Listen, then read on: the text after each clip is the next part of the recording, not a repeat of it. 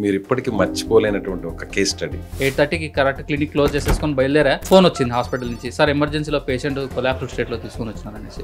వెంటనే రిటర్న్ పోయినా, ఏం లేదు cardiac active patient totally collapsed state లో ఉంది. చూస్తే హార్ట్ రేట్ ఏమో 22-23 వస్తుంది. అబ్బా, వెంటనే పేస్ మేకర్ పెట్టాలి. వాళ్ళ అబ్బాయి ఆల్మోస్ట్ ఆల్ హోప్స్ వదులుకున్నాడు అనమాట. Cardiac resynchronization therapy with pacemaker అనే మిషన్ పెడితే కాస్ట్ ఎక్కువ మిషన్ 6.5 lakh అట్లా పడుతుంది. సరే సార్ అన్నాడు. యాంజియోగ్రామ్ చేసి వెజల్స్ లో బ్లాక్స్ అన్ని రూల్ అవుట్ చేసుకుని ఆల్మోస్ట్ ఆల్ 6 hours 3 leads పెట్టాలి.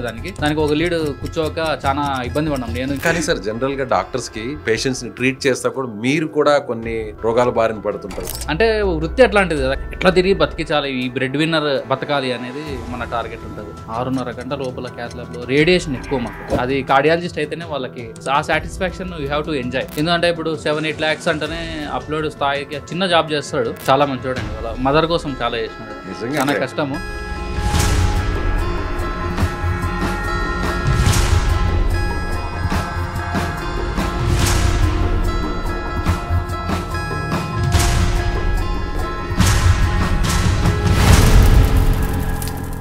నమస్తే, నేను విజయ్. నాతో పాటు ఉన్నారు ప్రముఖ ఇంటర్వెన్షనల్ కార్డియాలజిస్ట్ వంశీకృష్ణ గారు. సార్ నమస్తే. సార్ నమస్తే అండి. సార్ మీరు చాలా మందిని ట్రీట్ చేస్తుంటారు. మీరు ఇప్పటికీ మర్చిపోలేనటువంటి ఒక కేస్ స్టడీ, ఒక పేషెంట్ గురించి.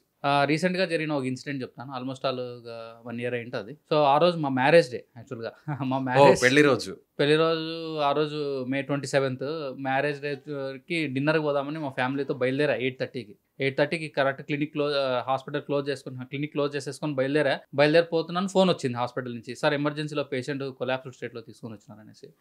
వెంటనే రిటర్న్ పోయి చూస్తే పేషెంట్ ఏం లేదు cardiac active patient totally collapsed state లో ఉంది. చూస్తే హార్ట్ రేట్ ఏమో 22-23 వస్తుంది. అబ్బా. So cardiac arrest, patient almost complete heart block లో ఉంది. పేషెంట్ హార్ట్ ఏమో సివియర్ గా ఫెయిల్యూర్ లో ఉంది.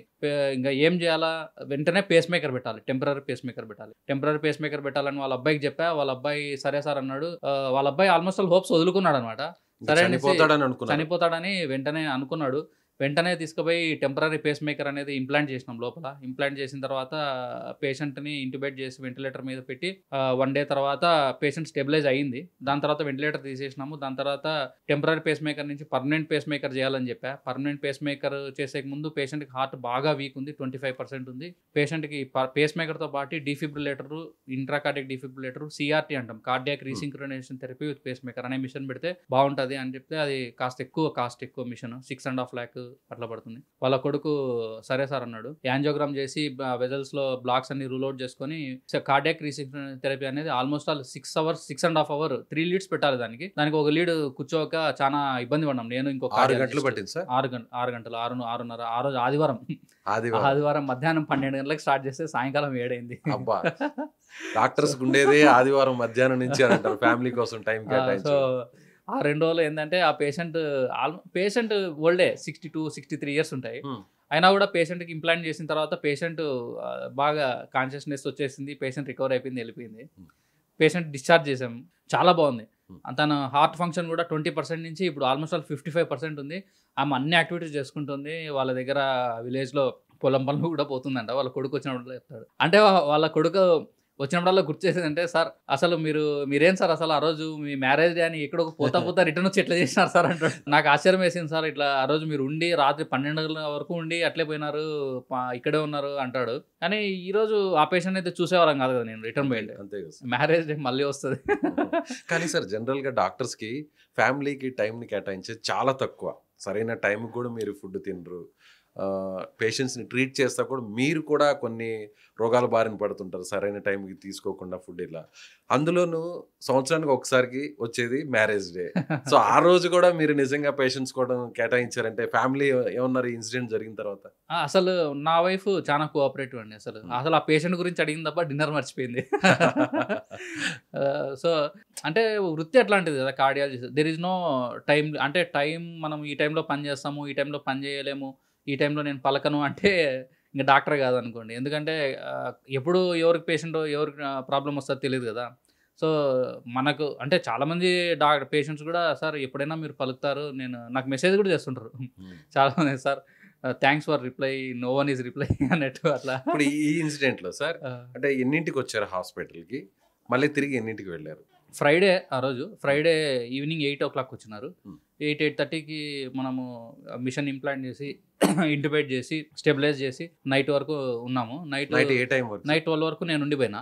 12 వరకు అక్కడే ఉన్నారు. 12 వరకు మ్యారేజ్ డే ఆ రోజు ఇంక లేదు. అసలు అంటే అది మ్యారేజ్ డే అంత ఇంపార్టెంట్ అంటారా? అది అనిపించలేదు అసలు. అంతే కదా, మన మ్యారేజ్ కాదు కదా, మ్యారేజ్ డే అంటే marriage day, wedding anniversary.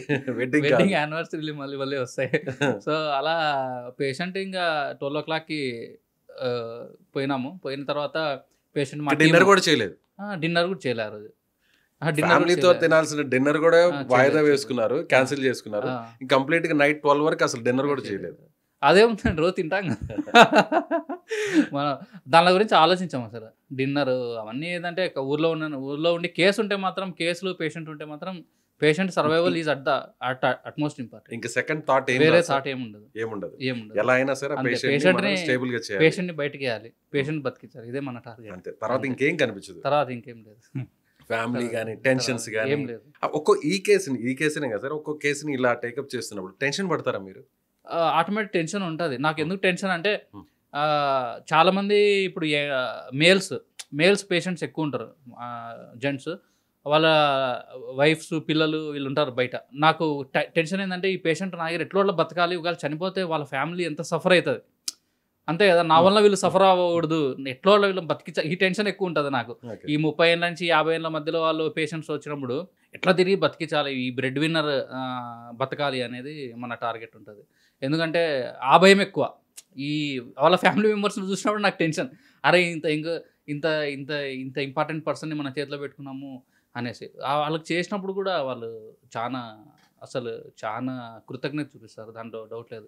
Even చాలామంది కొన్నిసార్లు హస్బెండ్స్ ప్రెగ్నెంట్గా ఉన్న ఫీమేల్స్ వాళ్ళ హస్బెండ్స్ కూడా చేసినాము. వాళ్ళ పిల్లలు ఇప్పుడు కొద్ది పెద్దగా 2-3 years ఉన్న వాళ్ళు ఉన్నారు, అట్లా ఉన్న వాళ్ళు కూడా, అట్లా పెద్దగా అయిన వాళ్ళు కూడా ఉన్నారు. సో ఆ టైంలో మనం లేకపోతే ఏంది పరిస్థితి అనేది ఇట్లాంటి చాలా ఉన్నాయి. ఓ పేషెంట్ 2 సార్లు వేసా స్టెంట్, ఆమె ప్రెగ్నెంట్ ఉన్నప్పుడే. ఇప్పుడు ఈ పేషెంట్ చెప్పారు కదా సార్, ఈ పేషెంట్ వాళ్ళ అబ్బాయి సార్ ఆ రోజు మీ మ్యారేజ్ డే రోజు కూడా వచ్చి మీరు చేశారు కదా అని గుర్తు చేస్తుంటారా? చేస్తాడు. ఆ అబ్బాయి చాలా మంచోడండి, వాళ్ళ మదర్ కోసం చాలా చేసినాడు. ఆ రోజు అంటే ఆ అబ్బాయిని చూసినప్పుడు అనిపించేది వీళ్ళ అమ్మ ఎట్లా తిరిగి బతకాలని. అంటే చాలా మంది తపన ఆ పిల్లల్లో చూసా. ఎందుకంటే ఇప్పుడు 7-8 lakhs అంటేనే అప్లోడ్ స్థాయికి చిన్న జాబ్ చేస్తాడు, బట్ స్టిల్ మిషన్ కాస్టే మనం చాలా తక్కువ కాస్ట్గా చేస్తాం, కానీ మిషన్ అయితే కొనలే కదా ఫ్రీగా. సో మిషన్ అన్నీ తెచ్చుకున్న తర్వాత మనకు ఎలక్ట్రోఫిజియాలజిస్ట్ సార్ కూడా వచ్చినారు హైదరాబాద్ నుంచి. మేము ఇద్దరం కలిసి చేసినాము. సో 6.5 hours చేసినాము. మా ఎఫర్ట్ అంతా చూసినాడు ఆ రోజు. 6.5 గంటల లోపల క్యాత్ ల్యాబ్లో రేడియేషన్ ఎక్కువ మాకు. అంతసేపు కూర్చొని నిలబడి ఆ లెడ్ ఆపరన్స్ వేసుకొని, ఆ లెడ్ గ్లాసెస్ పెట్టుకొని చేయడం చాలా కష్టము. ఆ రోజు చేసిన దానికి ఈ రోజు ఇంకా ఆమె బతికే ఉంది. బహుశా ఇంకో 10 ఏళ్ళైనా బతికే ఉంటుంది. పేషెంట్ 62 ఏళ్ళు. 97 years పేషెంట్కి వేసా పేస్ మేకర్. ఇప్పుడు కూడా తిరుగుతుంది బాగా. సూపర్ 97 years ఒక డాక్టర్ వాళ్ళ నాన్నమ్మకి వేసిన తర్వాత ఆమె ఇంకా తిరుగుతుంది. నిజంగా ఆయుష్ని పెంచేస్తారు అలా ఒక రకంగా. అంటే మన జాబ్ చేస్తున్నాం, అది మన జాబే అది. బట్ అది ఇమెన్స్, ఆ satisfaction you have to enjoy. అది కార్డియాలజిస్ట్ అయితేనే వాళ్ళకి తెలుస్తుంది. అది థ్యాంక్ యూ.